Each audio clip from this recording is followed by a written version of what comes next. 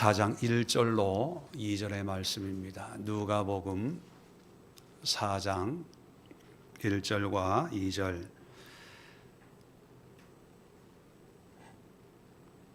함께 합독합니다. 93면에 있습니다. 누가복음 4장 1절과 2절 합독합니다. 시작. 예수께서 성령의 충만함을 입어 요단강에서 돌아오사 광야에서 40일 동안 성령에게 이끌리시며 마귀에게 시험을 받으시더라. 이 모든 날에 아무것도 잡수시지 아니하시니 날수가 다함에 줄이신지라. 아멘. 자, 광야로 가신 예수님, 어제 세례를 받고 의의 세례를 받으시고 공생애 하나님의 나라를 위해서 이 땅이 아니라 하늘을 위한 삶을 시작하셨습니다. 하늘에서 소리가 들리고 성령이 비둘기같이 임하고 성령의 충만함을 받았으면 우리가 생각하기에는 예루살렘이나 대단한 사람들 앞에 또 많은 무리들 앞에 복음을 전하는 멋있는 그림을 상상하는데 성경은 그렇게 말씀하고 있지 않습니다. 성령의 충만함을 입어 요단강에서 돌아오셨는데 어디로 가시냐면 광야로 갑니다. 우리의 그림과는 전혀 딴판인 상황이 전개되고 있지요. 예수님의 공생애의 공적인 첫 사역이 뭐냐? 아무도 없는 광야입니다. 왜 광야로 가셨을까? 여기에 우리가 예수님의 인간이신 예수님의 어떤 삶의 모습을 잠깐 들여다보고 기도하려고 하는데 오늘 특별히 4가지 질문을 한번 던져보고 그 질문에 해답을 찾아보면서 우리의 기도 제목을 함께 생각해 보려고 합니다. 첫 번째 질문이 뭐냐 하면 마귀의 시험은 40일 동안 계속되었을까? 아니면 40일 끝나고 마귀의 시험이 있었을까? 다들 끝나고라고 하는데요. 마태, 마가, 누가복음을 보면 이 광야의 시험에 대해서 잠깐 소개하고 있는데, 자, 마태복음을 보면요, 마태복음 4장 1절로 3절에 보면 이렇게 되어 있습니다. 그때 예수께서 성령에게 이끌려 마귀에게 시험을 받으러 광야로 가사 40일을 밤낮으로 금식하신 후에 줄이신지라.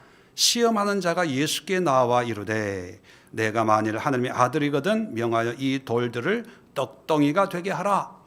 마태복음을 보면 40일 금식을 하고 줄이신 후에 시험하는 자 마귀가 시험을 하는 걸로 나와 있습니다.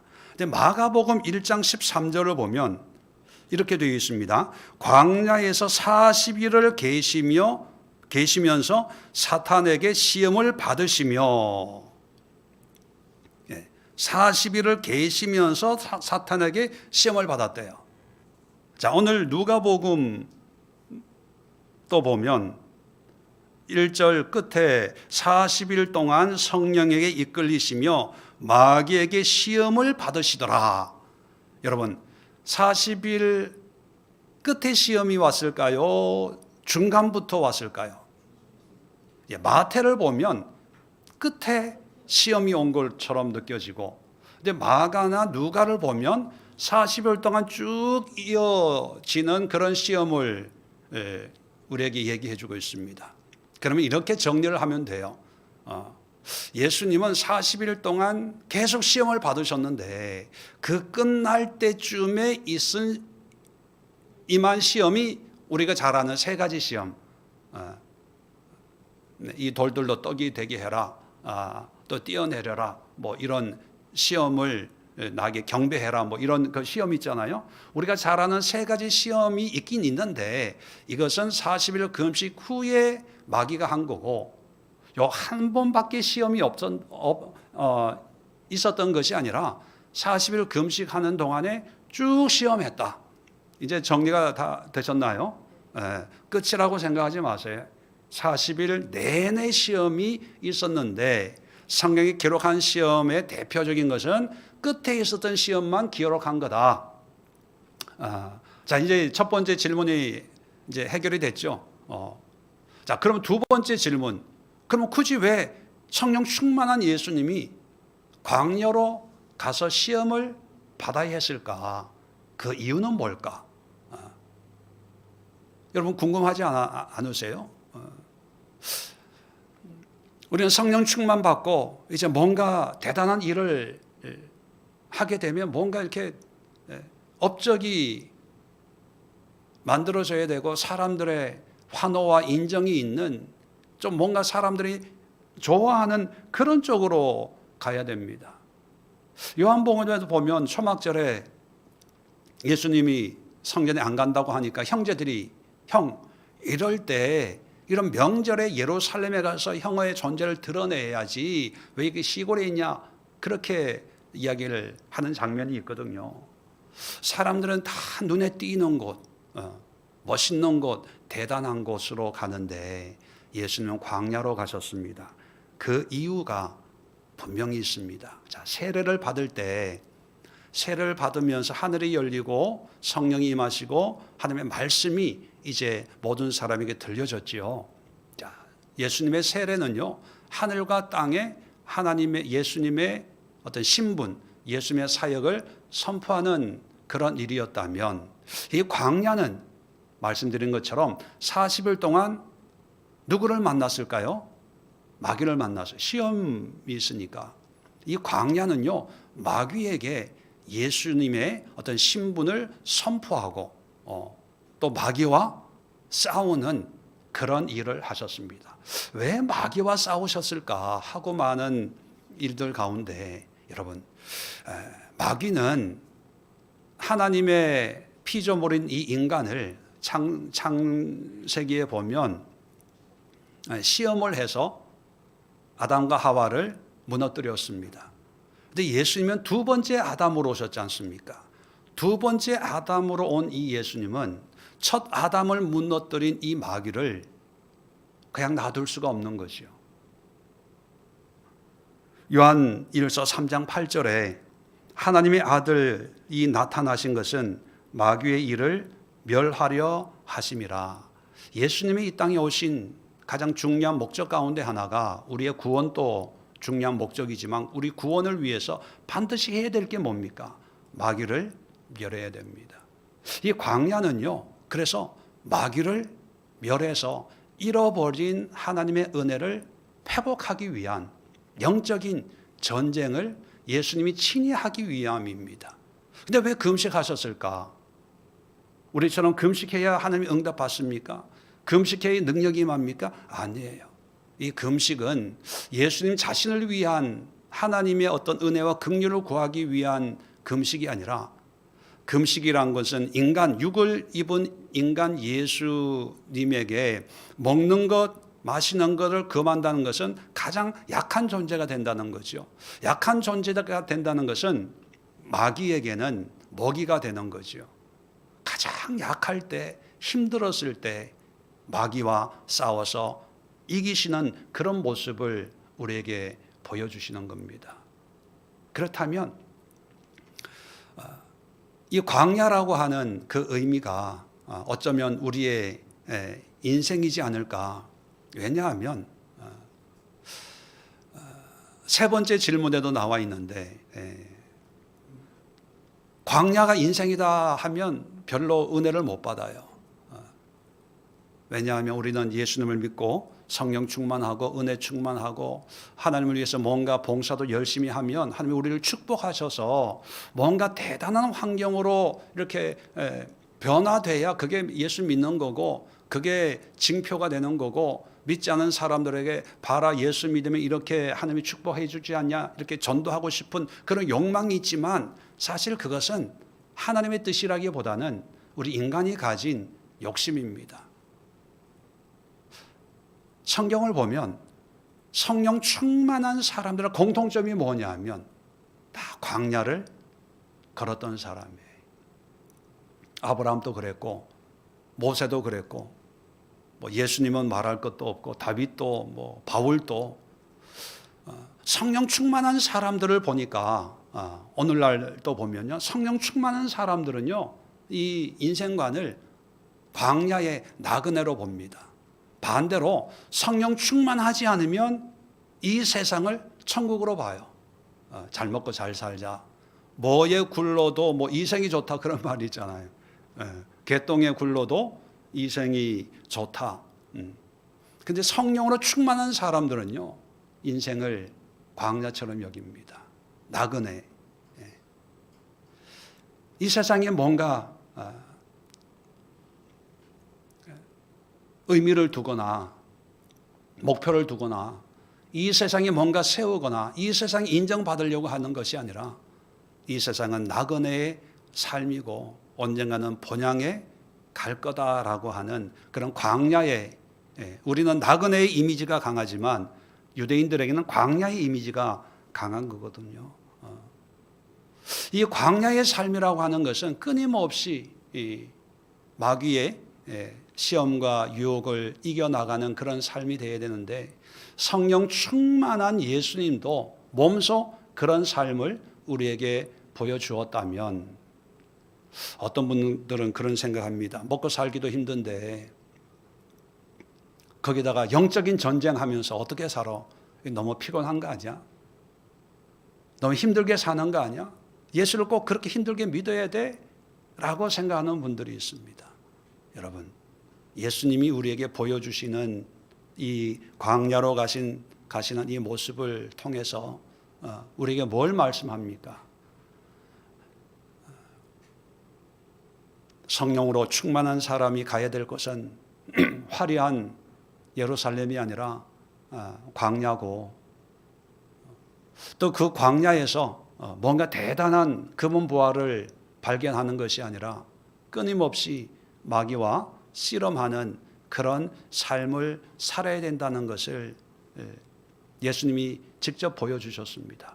물론 광야에 돌아와서 3년 반 동안 복음을 전하는 그런 삶을 사셨지만 그 삶 자체도 어떻게 보면 광야였죠. 새도 집이 있고 여우도 굴이 있지만 인자는 머리 둘 곳조차 없다. 그것이 예수님의 삶이었다는 것입니다. 그런데 우리에게는 이 광야 같은 인생이 그렇게 비극적이고 부정적이고 절망적이지만은 않다는 거예요. 왜냐하면 우리의 광야 생활도 물론 성령이 인도하시죠. 우리가 하이델베르크 신학 문답에서 공부했던 것처럼 하나님의 정상성을 회복하시고 또 인간의 정상성을 회복하시기 위해서 하나님은 우리에게 성령을 주셨습니다. 예수님처럼. 이 성령이 길잡이가 되기 때문에 염려할 필요가 없고, 두 번째는요, 예수님이 이 사탄 마귀를 이기셨습니다. 우리는 믿음 안에서, 성령 안에서 예수님의 승리에 참여하는 자가 되는 거예요. 우리가 그렇게 힘들게 싸우고 막 분별하고 이게 귀신이냐 마귀냐 이렇게 안 해도 우리가 믿음 안에 있으면 하나님의 승리에 참여하는 자가 된다는 거예요. 네 번째 마지막 질문이 재미있습니다. 오늘 13절에 보시면 마귀가 모든 시험을 다한 후에 얼마 동안 떠나니라. 마귀가 없어졌다, 사라졌다, 죽었다, 무적행에 갇혔다 이러면 좋은데 얼마 동안 떠나니라. 그러면 떠났다가 다시 오는 거 아니야? 또 시험하는 거 아니야? 무서워서 어떻게? 그런 염려하는 분들이 없지 않아 있을 겁니다. 그런데 걱정할 게 없는 게 뭐냐면 예수님이 마귀를 시험을 이기셨잖아요. 근데 성경 복음서를 자세히 보면요, 이 광야에서 처음으로 마귀는 예수님을 직접 시험하다가 이제 패배했어요. 그 다음에 성경을 쭉 보면요, 한 번도 마귀는 예수님을 직접 시험한 적이 한 번도 없어요. 다 귀신 들린 사람, 베드로 이런 예수님이 아니라 예수님의 주변에 있는 사람들에게 뭐 이렇게 영적으로 이렇게 혼란을 주지 예수님을 직접 시험한 적은 한 번도 없어요. 그걸 보면 한 번 영적으로는요, 한 번 승리의 맛을 보면 능력이 생겨요. 이게 영적인 경험이거든요. 예수님이 이기셨어요. 그 승리의 경험이 마귀는 패배의 경험이겠죠. 패배의 경험, 승리의 경험을 통해서 영적으로 아주 강한 그런 존재가 되는 거죠. 요즘에 미국이 베네수엘라 대통령을 잡아오는 것 때문에 세상이 시끄럽습니다. 여러분, 미국 군대가 왜 강한지 아세요? 물론 무기도 훌륭하고 하지만 미국 군인이 강한 이유가 전쟁 경험이 많아서 그래요. 이 전쟁 경험이라는 게 참 중요하거든요. 우리 한국의 군대가 급속도로 성장할 수 있었던 계기가 뭐냐면 월남전이었어요. 물론 그 전에 6.25 전쟁도 있었지만 지금 북한이 우크라이나 러시아 전쟁에 참여하는 것 때문에 우리 한국이 좀 긴장하고 있는 이유가 뭐냐 하면 북한군이 한 번도 실전 6.25 외에 실전에 참여한 싸워본 적이 없는 군대거든요. 그런데 최신 현대 전쟁인 러시아 우크라이나 전쟁에 참여하면서 경험을 쌓는 게 이게 무서운 거예요. 미사일 뭐 이런 걸 개발하는 것보다 이 경험이 무섭거든요. 그러니까 미국은 한때 세계 경찰 국가였어요. 전쟁, 뭐 6.25 전쟁뿐만 아니라 아프가니스탄, 뭐 이런데 뭐 아프리카, 뭐 소말리아, 뭐 전쟁, 분쟁이란 분쟁에는 다 참여했던 그런 경험이 있다 보니까 이렇게 무서운 거예요. 그러니까 광야 생활의 마귀는 여전히 우리를 미혹하고 있어요. 근데 그 미혹 속에 우리가 다 그냥 아무 의식 없이 그냥 먹고 사는 것 때문에 마음 조이고 사람 관계 때문에 그 사람에게 신경 쓰고 뭐 이렇게 사는 사람들은 영적인 세계에 무관심합니다. 무관심하다 보니까 늘 마귀의 시험에 넘어지고 깨지다 보니까 힘이 없는 거예요. 싸울 능력이 없고 싸우더라도 경험이 없으니까 늘 넘어지다 이런 얘기를 하는 거죠. 에이, 마귀가 어디 있어? 사탄이 어디 있어? 영적인 세계가 어디 있어?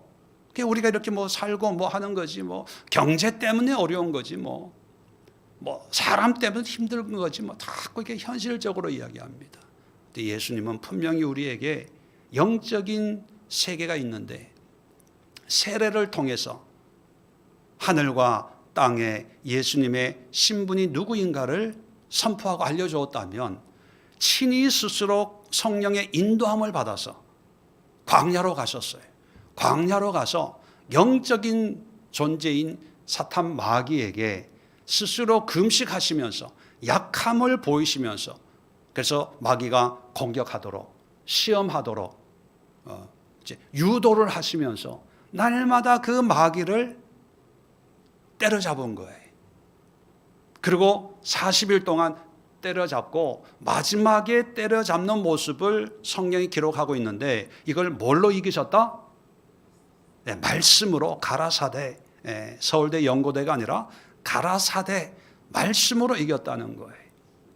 그러면 우리도 예수님의 이런 삶을 본받으면서 우리도 주어진 삶을 살아야죠. 오늘날의 광야는 사막으로 가야 되는 것이 아니고 저 깊은 산골로 가야 되는 것이 아니라 우리의 삶에서 광야의 삶을 스스로 살아가는 거죠. 이 땅이 나의 영원한 안식처가 아니라 그저 하나님께서 인도하시는 이 삶을 살다가 언젠가는 하늘나라로 갈 거야. 힘들어도 어려워도 이게 영원한 게 아니라 이 또한 지나갈 것이야. 내일이 되면 이런 감정, 이런 생각도 다 없어질 거야. 이 세상에 있는 그런 거에 미련 가지지 마시고, 거기에 매이지 마시고, 거기에 연연해하지 마시고, 광야의 길을 가는데 여러 가지 사단의 시험과 미혹이 있다는 것을 우리는 인식을 하면서 그들과 싸우기 위해서 말씀과 기도와 예배와 찬양과 순종과 헌신을 통해서, 세상 사람들이 볼 땐 왜 유난스럽게 그렇게 예수 믿냐, 교회만 열심히 다니면 되지, 무슨 40일 기도를 40일 동안 하냐, 그 이상한 교회 아니야? 이단들 아니야? 이단 아니야? 라고 해도 남들 보기엔 피곤하게 뭐 그렇게, 근데 그게 광야의 삶이에요. 그게 하나님이 이 세상을 만들어 놓으실 때부터 그렇게 창조를 하셨어요.